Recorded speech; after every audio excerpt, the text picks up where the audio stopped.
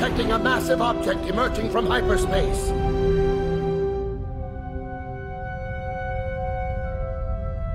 Hey Star Wars fans, so Star Wars Theory's first episode of his, I guess, series, I'm not 100% sure, but the first episode of his Darth Vader fan film has dropped, and I figured I'd do a review of it. I do want to give a bit of a disclaimer, though. I'm going to be 100% honest with my whole feelings on this. I'm not going to be pulling any punches. I'm going to tell you guys exactly how I feel. So I want to start off by saying I am a big fan of Star Wars Theory. One of the first comics that I read for Star Wars was something called Star Wars Infinities, which were what-ifs, basically, of the original trilogy. You know, if events had played differently. And Star Wars Theory's whole YouTube channel is basically that. So it's a cool channel that I really enjoy watching a lot of the videos. That being said, though, I do have a couple negative things to say about his fan film in general. And honestly, I'm not going to lie, his fan film was a bit of a disappointment for me, which I'll go into further detail throughout the rest of this video. I do want to start off with some positives. For starters, Palpatine and Vader both look and sound amazing. The dialogue between them is actually really cool, and I did enjoy it a lot. The first scene is one of those what-if moments. Like, if Vader had just lost his cool and gone after Palpatine for basically tricking him into the dark side. And I did enjoy this scene a lot. The one piece that I thought was actually really cool was when Vader stopped all of the lasers in midair. Like, it was dozens of them, and just shot them back at the clone troopers that were firing at him. And that was a really cool touch. We'd seen Kylo Ren do that, obviously, in The Force Awakens, but nothing to this level. I mean, this was dozens of lasers, and it just shows Vader's power, which is something I'm always down for in anything, whether it's canon or Legends, or I guess in this case, just a fan film. Speaking on the negatives, though, the set design left a little bit to be desired.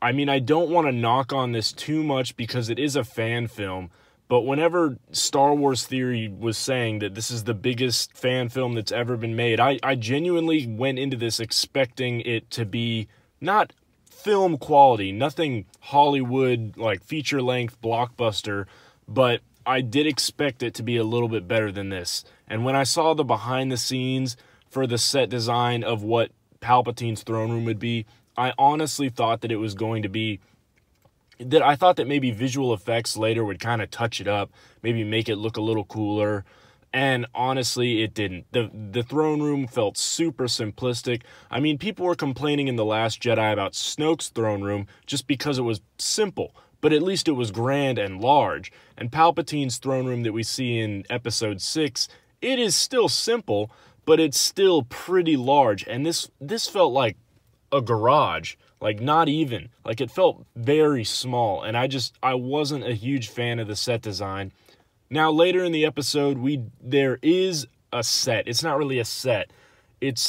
I don't know specifically where it is, but it's on Naboo. It's the very last scene, and that is good. But Episode 2 will probably happen. I mean, this video is number 3 on trending right now at the time of my recording of this. So it's going to get the views necessary for him to be like, all right, I need to make another one. And I hope that he does, because Mace Windu is going to be in the next one, which is very clear. Palpatine says, oh, there's a Jedi. And he's wielding an amethyst blade, it's a fancy word for saying purple. So it's Mace Windu. We don't see Mace Windu, and we don't see any real fight. There is the fight between Palpatine and Vader, but there's no fight between Mace Windu and Vader yet. But we will see that. I mean, you can see that in the concept art, so I fully expect that to be pretty much the entire second episode will probably be a big duel between Vader and Mace Windu. We'll see what happens there. The VFX are good. There are some good shots in here, but there's also a lot of shots that just really let you know I'm watching a fan film. And there's several fan films out there that don't do that. The the Darth Maul Apprentice fan film looks movie quality special effects. Now it's got fan film acting in it, which this one does not. This actually does have very good acting in it for a fan film. But I mean, there's also, I think it's called Star Wars Versus, which is also got some fan film level acting in it, but the VFX are amazing.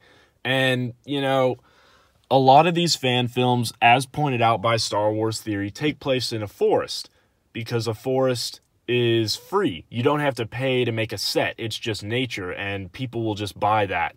And honestly, I wish this fan film had gone a bit into that, because it felt weird. Like I said before, it felt like the two of the main scenes took place in a garage.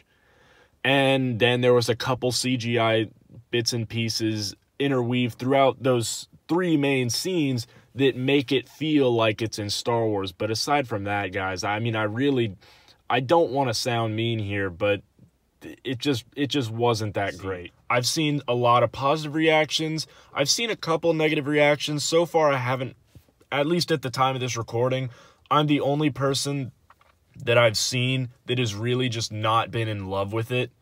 I've seen way better fan films come out over the years.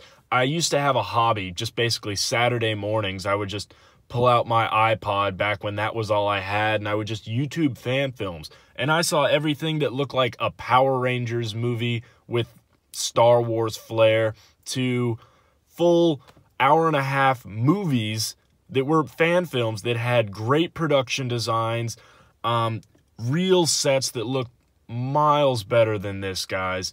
So, I mean, if you just want a good Star Wars fan film, there's more out there. If you just want to, you know, you need 15 minutes to kill, give this film a watch.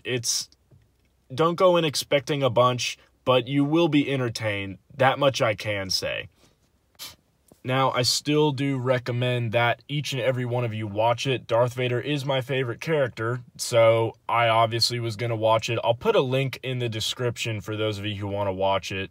I do recommend that you watch it. Form your own opinions, but like I said before, mine is, it's not too great. I went in with mediocre expectations because it is a fan film. I wasn't expecting, like I said, Hollywood quality, but what I got was subpar by fan film standards, at least fan films that I have seen. Alright guys, thanks for watching. Sorry for being overly negative. I still think Star Wars Theory is a great guy. I still think he pumps out great content. I love watching his YouTube videos. I will wait for his second fan film, the episode 2, Shards of the Past, or I don't know if that was just the title of the first episode, but I will be waiting for his second episode. I'm looking forward to it because I know it'll be Mace Windu versus Vader, but as it stands right now, having watched the fan film twice, I actually watched it right before recording this, it left a lot to be desired. Thanks, guys. See you next time.